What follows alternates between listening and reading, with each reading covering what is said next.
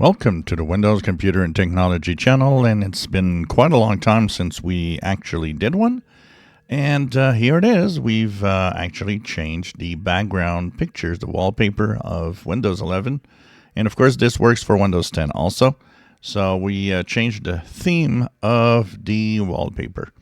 So basically, if you go to the Microsoft Store, here you will go on the top and search for themes, and there you will have Windows themes. The one that I have installed right now is called, here's right here, Glorious Blue.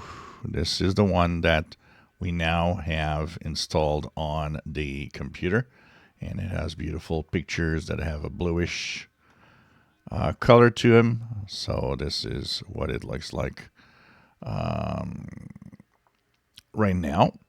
And of course, you click the install button to get it, or get the button. It's a get button, I believe.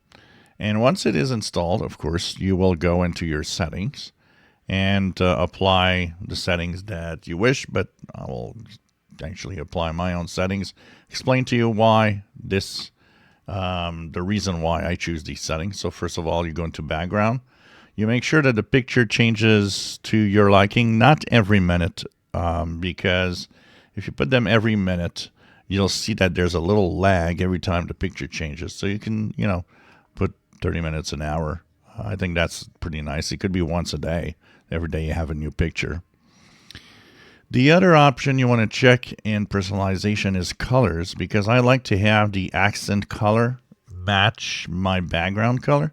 So that means that you will actually have accent color to automatic. It becomes manual by default every time you install a new theme.